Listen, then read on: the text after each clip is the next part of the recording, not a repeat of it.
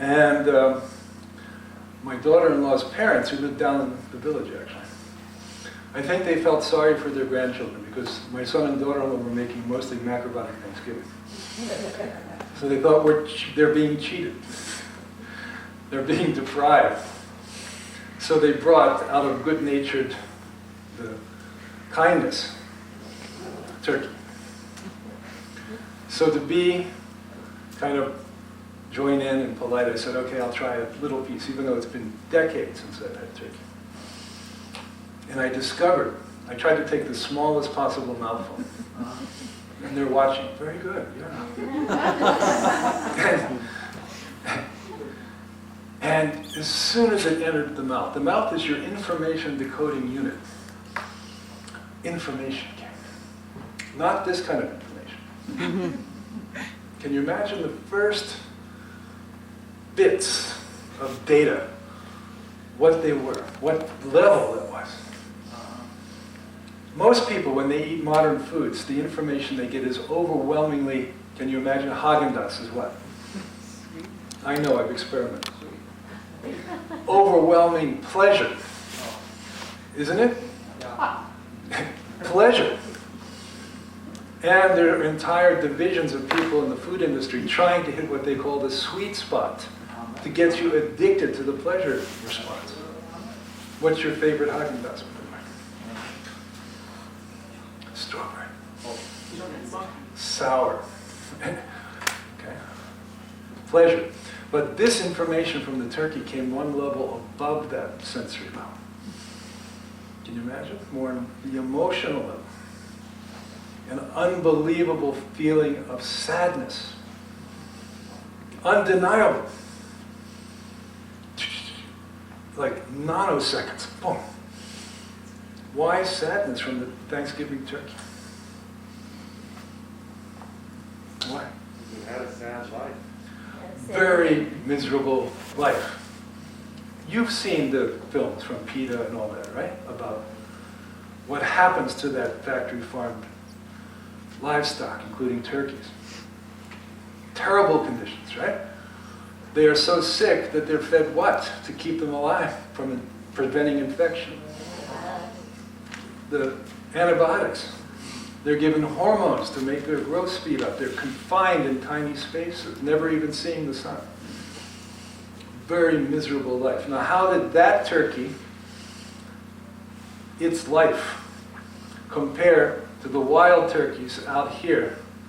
Have you seen any on the street, on the road? Yeah. The ones that the Mohicans, who used to live around here, by the way, the last of the Mohicans was actually here, really hunted. How did that wild turkey compare to the very sick, miserable turkey? Yeah. Free, right? Free, and boom. So no sadness. More like what kind of energy came? I'm not advising wild turkey living. Oh, maybe, right? Vitality, right? Vitality compared to misery. Okay? And how did the caged turkey pass away? How did it die? Miserably, right? Not freely, isn't it? Second bit of information. Something like the taste and the sensation of antibiotics, sterile. Kind of like antiseptic. Sterile, right? Operating room almost. Why? What were they feeding, as I mentioned? Antibiotics, right, isn't it? And constantly disinfecting because bacteria are everywhere in those places. Did you know? Feces and whatnot, really. Okay? And then third bit of information. Meanwhile, I'm wanting to spit it out. But my in-laws are... So I was compelled. Third bit of information. Like turkey or poultry. Like there's gristle in there, like fatty gristle. Isn't it? And the feel and protein, tough protein. Like egg protein is very tough compared to like watermelon. Okay. Isn't it? If we eat this every day in excess, right? Most definitely a tumor will start to form, which is basically protein or fat. Okay? So really by this time, I couldn't. I sacrificed myself to do research to present to you tonight. Right? Food is information. So modern society's information is coming mostly from where? What kind of information is everybody channeling? What's that? This very unhappy, and often like livestock when it's killed, right? Very violent, isn't it? Do you know the word carnivore shares the same root as what word? Carnivore. Carnage, right? Carnage.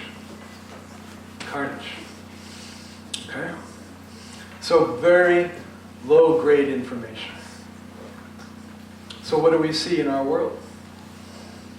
We see war and violence still, right? Even in the age of the internet and technology, right? Capable of unifying our world. Still the here and there, right? Violence and hatred is going on. Okay?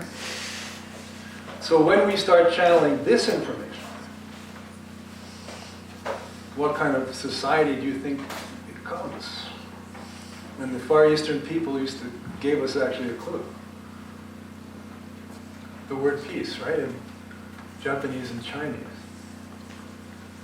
Equals cereal grain and mouth. So what do you think they were telling us? Not only do we gain health, physical, mental, and spiritual health by eating grain, our culture and our way and our manner becomes that of peace. That's where the whole idea of one peaceful world came from, eating grain. Channeling information from the cosmos. And I'm telling you now, as we approach that galaxy every day, that energy is becoming stronger and stronger. We have the most incredible opportunity now to create a really amazing spiritual civilization. If we can pass through, if we can convince enough people to abandon that non-sustainable diet and way of life and come over to our way. Okay? So what's the next and most important thing? The most important thing is for us to develop next generation of leaders who can guide into this new era, this new golden age. Golden age means age of grain. Grain growing in the fields, amber waves of grain, golden, right? Golden age. So what's the important thing? The important thing is for all of us to eat this as our main food and begin channeling that galaxy and universe energy. So that means you can see beyond the immediate, right, world, which is still by and large, at least on the surface, governed by that kind of information, right? See beyond into the future. You can see where we're going. And you can develop the way of life, the way of healing, even the technology of that coming era, okay? So that's why our Kushi Institute is here. And we thank you for joining and supporting this week to train that generation. So did you all get the calendar for 2015? Everyone got this color calendar? Did you all get it? So we made these up just for you. Okay? Please take them. And especially we have our Way to Health program and we have our weekend workshop programs, but our leadership training program, which is designed to qualify you as a leader and a teacher into the future. People say macrobiotic leadership, what does that mean? Right? It means this, that you begin to channel this energy and you can see into the future and you can help humanity pass through this next 20 years, because this is make or break time. This is the 9th inning, bottom of the 9th. Okay? And the home team always bats last. That's Mother Nature. So we have to make our best efforts, right? Okay. All right, so please consider in the future joining us here for our studies. Okay, and training for this very important era. Most important era in human history. Because these trends have the potential, many of them have the potential to destroy the whole planet. For example, nuclear energy alone could destroy the whole planet. Okay? Then I also made another chart for you. Probably you know that we study the system of yin and yang called 9-star key. Have you heard of this? 9 key.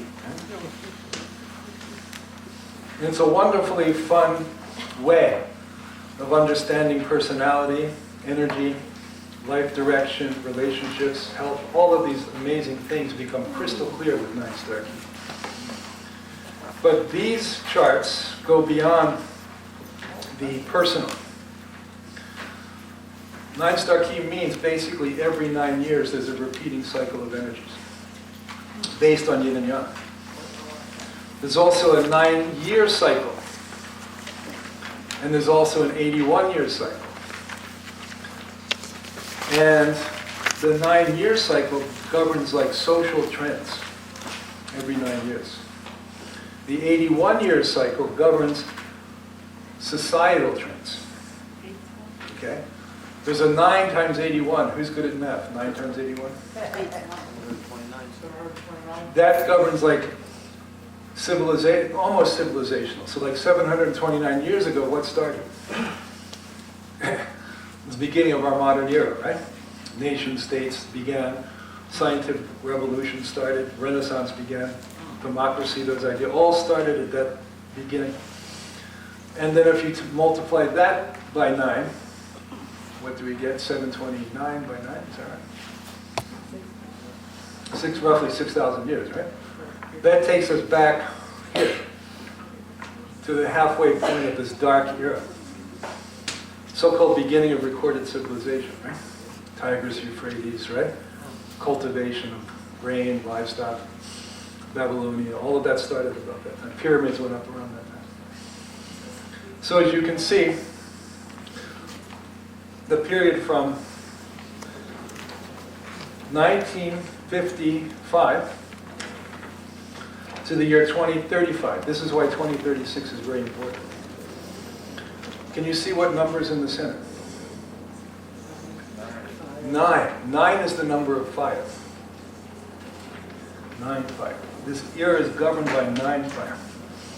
Mass communications, high energy, isn't it? Internet. By fire is very high energy, that means speedy. So what has happened? The speed of change since 1955. Nobody here can remember, right? That was the year Elvis went on TV, by the way. Whole revolution. So I can remember first trip to Japan, 1978. In order to send a letter back to the Boston, actually we had published a book then with our East West Foundation. So most of my letters back to the office were, can you send a little advance on the royalty, please? But the letter, you'd have to write it, take it to the mailbox, right? It took 10 to 14 days to arrive. And it took my colleagues at the East West Foundation only 1 day to say no. And then put the letter back into the mailbox. So the total communication time was about a month. Anybody remember that kind of situation? Yeah. We're showing our age here. Right? How about now? How about if you go to Hong Kong? As soon as you get to your hotel, what? Or even before? Instant. Literally, time has condensed. Space has condensed, isn't it? Think about transportation. 1800s. to go from New York to San Francisco was what? 3 months or something? Unbelievable, right? Shrinking. This is 9 fire. Plus energy use has increased. Nuclear energy came during that period, right? So this is symbolizing the potential for destruction by fire, as we see. But in Oriental tradition, 9 fire doesn't mean destruction. Can you imagine? It's the number of what? Most high energy, almost invisible.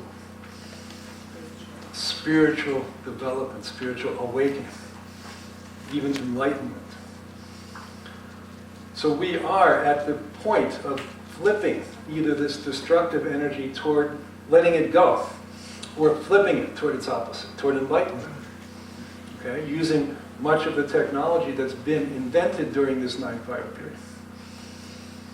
And after that, you can see coming in 2036, going up to 2116, this is governed by the number 8. 8 is soil, 8 soil, earth. And as you'll discover when we study together, 8 is the number of change or revolution. So what this means is during this period leading up to 2036, many, many unsustainable things will be discovered. This is not sustainable. Agriculture is not sustainable in its current form. Medical care needs reformation, isn't it? More like holistic. Nutrition, modern nutrition, which still advocates eating animal protein, this is not sustainable. Okay? Animal food eating is one of the leading destructors of the environment. Did you know that? Water, land, wildlife, all are destroyed by modern factory farming. Do you know just the amount of feces alone? Do you know that from factory farms? Are you aware of that issue? I can't resist reading this to you somehow. Oh, I guess I don't have it. But anyway, the amount of waste produced is beyond your imagination. Do you know at some factory farms in Texas, they can't dispose of it through the groundwater, so you know what they do? They spray it up into the atmosphere. Can you imagine living near there? Not just biological waste, but also, right? Heavy metals, hormones, right? Unbelievable, right? Not sustainable.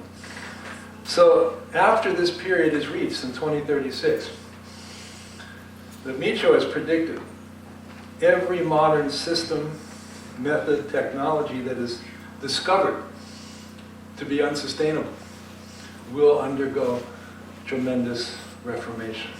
Some may even be totally discarded. Okay? So for example, as part of our macrobiotic study, we're trying to work on energy, sustainable energy, and sustainable materials. You know, kind of following up on what Tesla started in a way, right? So hopefully our modern centralized energy grid will start to be distributed back out. Okay? So currently like wind and solar are still small, but eventually they'll become cost effective and hopefully take over, right? Don't you think? So maybe in the future the whole Kushi Institute can be solar, right? Or wind. Or even like Tesla forms of energy that we haven't even discovered yet, right? Okay? So this era after 2036 will be the era of reformation. And that can be because the idea here is that sustainability will emerge, the way of life and the way of society and civilization for the next 12,000 years. That's what's being determined here. Okay?